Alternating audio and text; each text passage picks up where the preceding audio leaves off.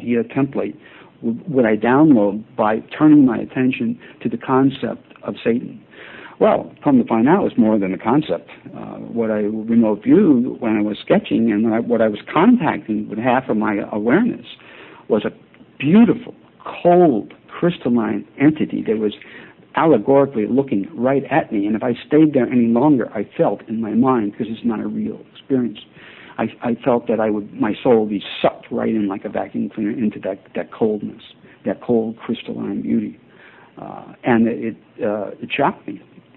I was nonplussed, to say the least. So I realized, well, this is more than a concept. For instance, when I differentiate between an entity and a concept, when I remote view the idea of hell, okay, hell is not a place. Okay, it's not a single place. In there, each remote viewing session, you get a different scenario connected with the idea in the global mind of hell. And for me, it was one case of a child being killed satanically in West Virginia. Another case, it was another child murder. Many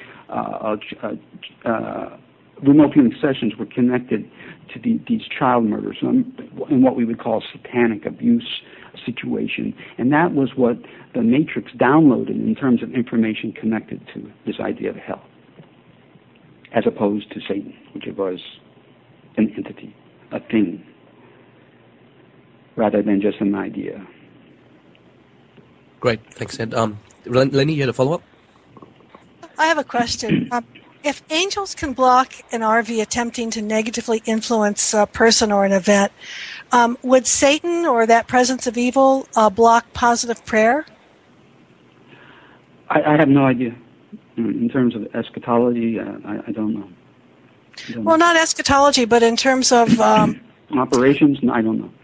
Don't know. Okay. It was just...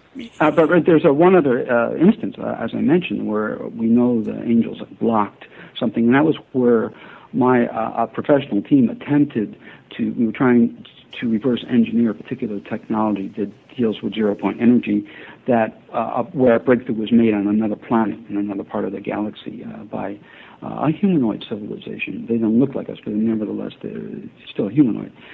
And we were stopped. It was a trapdoor every time we hit them. We were zinged off, bounced off in other environments. So that technology was off limits to us at this particular time. Well, have you ever remote viewed angels? Oh, yes, many times. Yeah. Okay, thank you. Okay, we're going to move over into the politics and economy questions. Green Meadow. So we're kind of switching gears here. I have two questions on the U.S. here. Is Obama our last U.S. president? And does the IRS exist past 2012? I have no idea about the IRS. And I don't know if Obama is our last president, but I will tell you, based upon some tangential information that I've derived using our methods and techniques. And again, this is I have to caveat this. I'm not sure because I've never really attempted to study this problem. We're too busy with other things. But he may indeed be the last president. I have a feeling that martial law is going to be declared, and there's not going to be another election, which by default makes him the last president. So that's all I know about that. And then I have another question here. Cliff is predicting that the powers that be have ultimately lost, and that there will be a rise of omni-humanity, where humans are more loyal to humanity as a whole versus countries. What's your take on the success or failure of the powers that be and the rise of omni-humanity? Well, I think that the perspective that you outlined is a halcyon one, looking at the future through rose-colored glasses. I see nothing but negative things, and I see every man for himself and Mad Max on the streets. That's why much of our time as remote viewers now is spent on locating and moving to what we call sanctuaries, places where people do work together, where they do act as a real community, and they're human rather than barbaric. But you're looking at Mad Max for most of the time. Nothing's going. I don't want to get too far too fast in terms of the timeline, but I see nothing good around the corner. Except, again, in those small communities that have to be quiet because they don't want to attract attention. Attracting attention is not a good thing because you attract selfish people, too, who come with a bunker mentality and those kinds of things. Not to say that you don't have to be armed, but the bunker mentality is different than simple protection. Okay, so that kind of leads into my next question.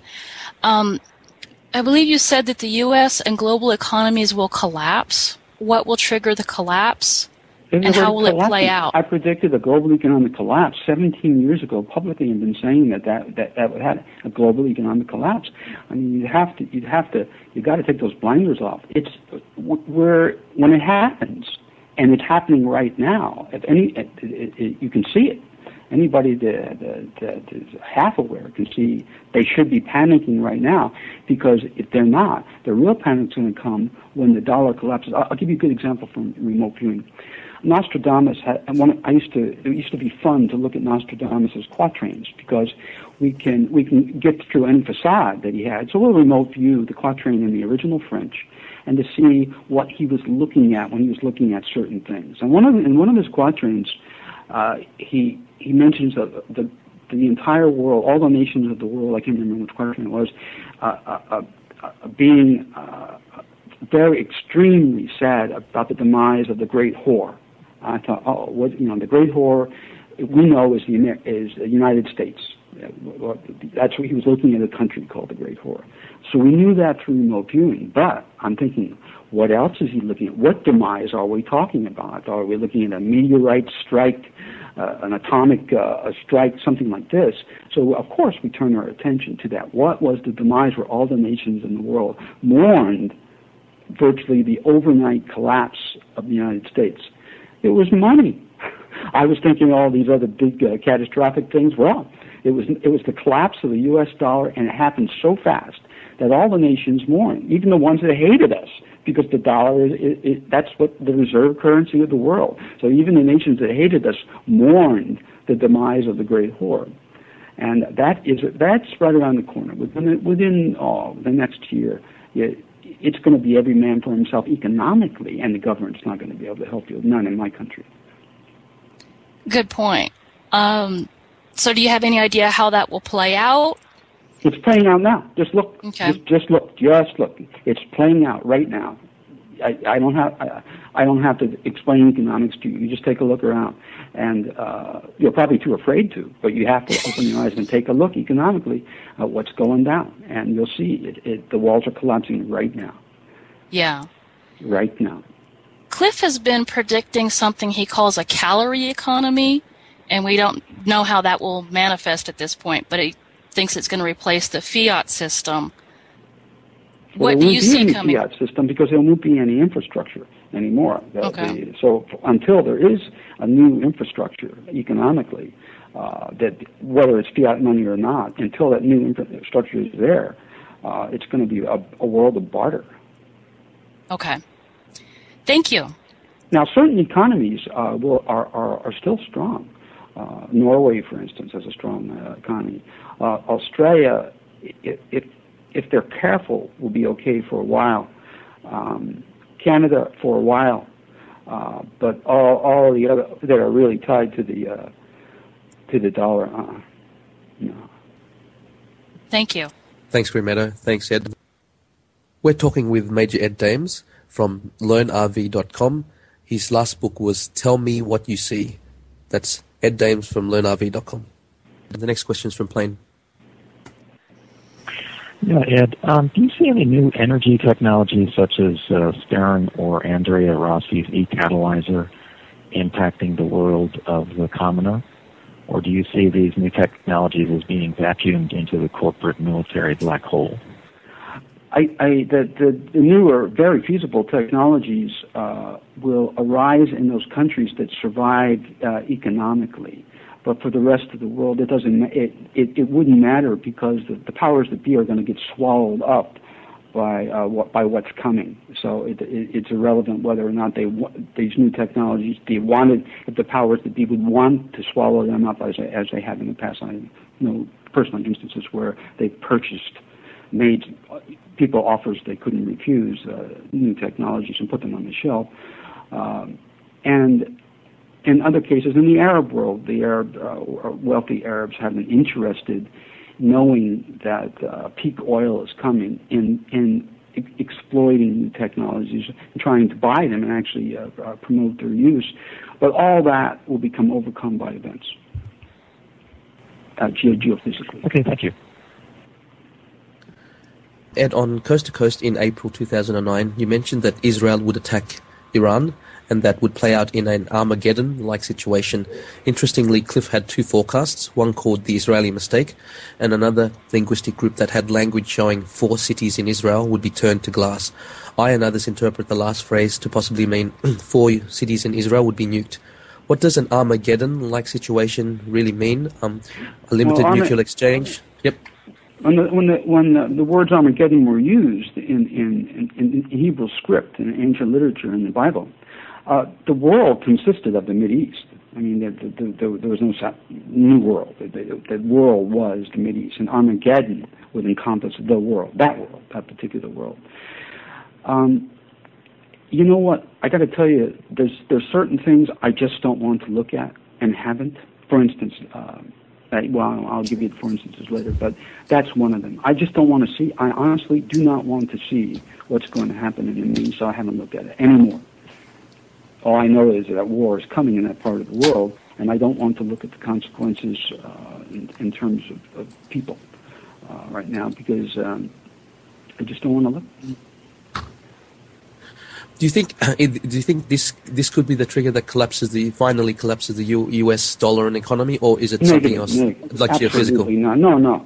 Nothing has to happen to collapse the economy, because the economy is collapsing as we speak. Nobody has to do anything. Nothing has to happen. It will. Something will happen that will accelerate this process. But the process, whether or not those things were to occur, is problematic. As facilitators, is problematic. We're going down economically. There's nothing that anyone can do. I predicted default 20 years ago. 20 years ago, I could see what was coming without even using remote viewing. But the things that will take us down pretty fast are accidents. Fukushima is the most tragic technical accident in history. And you know that I predicted that years ago. Well, 2003, 2004,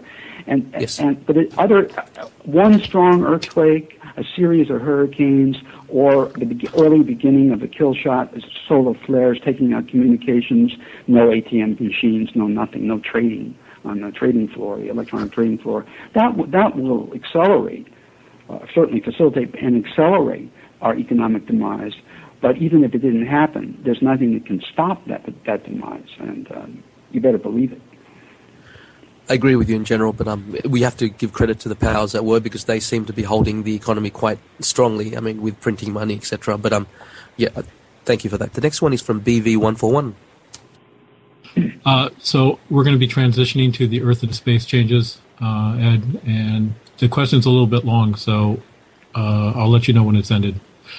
So, Ed, on your April 11th, 2004 coast-to-coast interview with Art Bell, you ended the interview with a single-line reference to watching the People's Liberation Army impact on the United States at a time immediately before or immediately after viewing a planetary object in the sky. What type of conflict